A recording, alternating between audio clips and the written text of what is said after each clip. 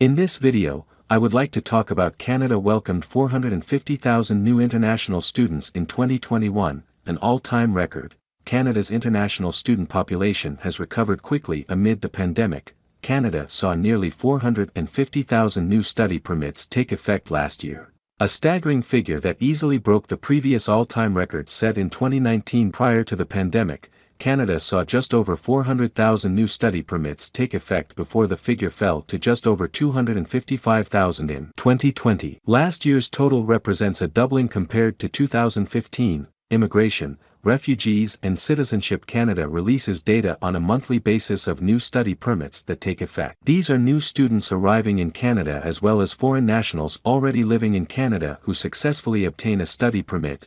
Unsurprisingly, the period between July and August saw the most new study permits taking effect, over 200,000 in total, right before the start of the 2021 and 2022 academic years. IRCC also posts year-end data around the first quarter of each new calendar year. The data is a snapshot of all those with a valid study permit on December 31st. The spike in new study permits taking effect led to Canada's international student population almost fully recovering to the pre-pandemic level. As of December 31st, Canada hosted nearly 622,000 international students. Its international student population stood at nearly 640,000 people in 2019 before the pandemic caused it to fall to some 530,000 foreign students in 2020. At the start of the pandemic in March 2020, Canada introduced travel restrictions that affected many prospective students who had yet to enter the country. October 2020. Canada eased these restrictions, which allowed the country's international student population to recover, and explains why Canada saw a record-breaking level of new foreign students arrive last year. The high level of study permits that took effect last year was due in large part to a double cohort of student arrivals, those who wanted to come to Canada in 2020 but could not due to the pandemic, as well as those who intended to begin their studies in Canada in 2021. Another major contributor to the recovery was likely Canada's easing of post-graduation work permit rules. Prior to the pandemic, IRCC did not allow distance learning to count towards PGWP eligibility, but they have temporarily relaxed this policy until August 31, 2022 to help those who want to go ahead with their Canadian study plans amid the pandemic. International students that complete their studies at a Canadian designated learning institution are eligible to obtain a PGWP. The PGWP is coveted since it enables international graduates to gain the Canadian work experience they often need to be eligible to apply for permanent residence. DLIs are universities, colleges, and other post-secondary institutions approved by the government to host international students. In addition to the prospects of gaining permanent residence, international students report they are drawn by Canada's high-quality education,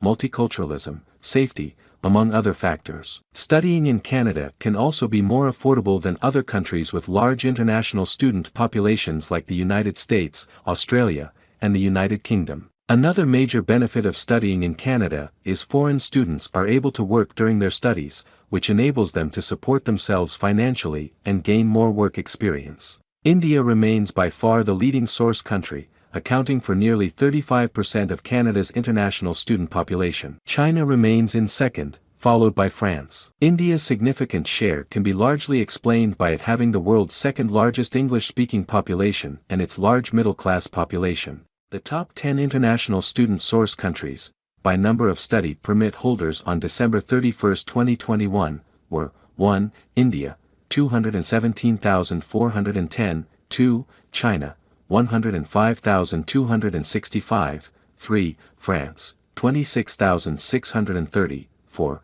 Iran, 16,900, 5. Vietnam, 16,285, 6. South Korea, 15,805, 7. The Philippines, 15,545, 8. The United States, 14,325, 9. Nigeria, 13,745, 10. Mexico, 11,550. The first step to study in Canada is to conduct research on educational programs and DLIs. You then submit your applications to DLIs and if approved, obtain a letter of acceptance. With the LOA, you can go ahead and submit a study permit application to IRCC. IRCC will consider factors such as evidence you have a genuine interest in studying in Canada and the financial means to support your study and living expenses, among other criteria. IRCC also offers the Student Direct Stream, an expedited study permit pathway to residents of 14 countries. The largest of which are India, China, the Philippines, Pakistan, Vietnam, Morocco, Senegal, Brazil, Colombia, and Peru. Many of Canada's immigration programs reward candidates that have studied in Canada. One can obtain extra points via express entry for Canadian study experience, and a host of other streams operated by IRCC. The provinces and territories either do the same or exist only for international graduates. This is due to Canadian government research showing that international graduates tend to have strong labor market outcomes after obtaining permanent residence.